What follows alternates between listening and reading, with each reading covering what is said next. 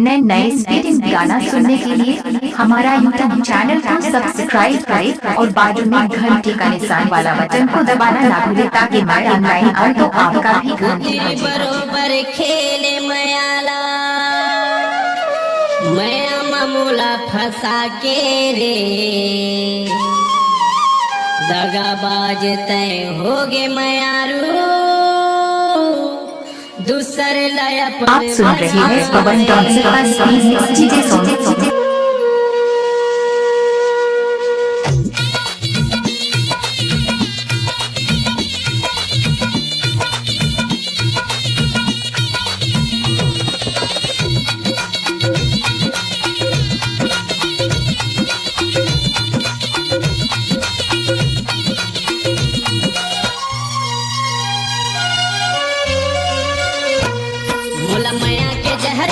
आप सुन रहे हैं पवन डांसर का स्पीड चीजें सोने जहर पियाए काबर खून के आंसू रोए मीठ लबरी हो गे रानी मोर तय हारे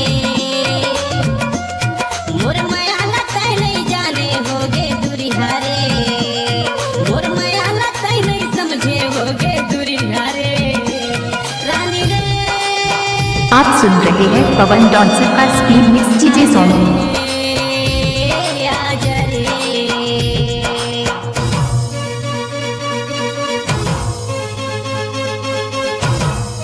आप सुन रहे हैं पवन डांसर का स्पीड मिक्स चीजें सॉन्ग।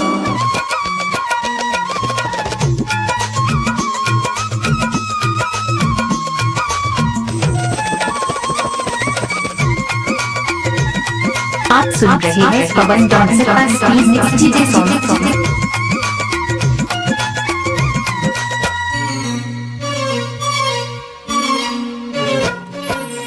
कहिते मैं अपन करे जल चीर के तोला दिखाते रे और पर मोला कत कमाया है। आप सुन रहे हैं पवन डांसर का स्पीड मिक्स चीजें सॉन्ग। अरे कहिते मैं अपन करे जल चीर के तोला दिखाते रे और पर मोला कत कमाया है वो दिन तोला बता तोरे और पर मोला कत कमाया है वो दिन तोला बताते रे जब अर्थी उठी मोरी रे आप सुन रहे हैं पवन डांसर का स्पीड मिक्स चीजें सॉन्ग। जब सांस हटती ये मोरी रानी तबे पता तोला चल ही रे मोर माया लताई नहीं जाने हो गे दूरी हो गे दूरी हारे रानी रे आजा रे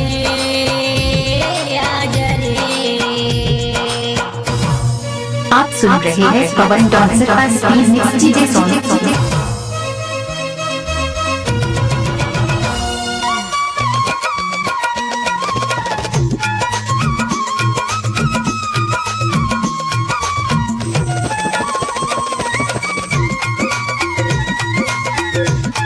पवन कुमारी मोबाइल नंबर 49 नंबर।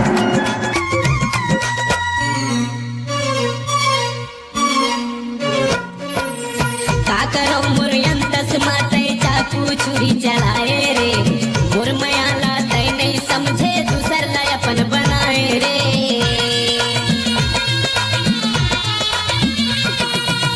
का करो मोर अंतस माताई चाकू छुरी चलाए रे मोर माया लाताई नहीं समझे दूसर लाय अपन बनाए रे मोर माया लाताई नहीं जाने दूसर लाय अपन बनाए रे। आप सुन रहे हैं पवन डांसर का स्पीड मिक्स चीजें सॉन्ग। अब कैसे जियो मैं तोर बिना रानी मोल मरना होगे भारी रे मोर माया। आप सुन रहे हैं पवन डांसर का स्पीड मिक्स चीजें सॉन्ग।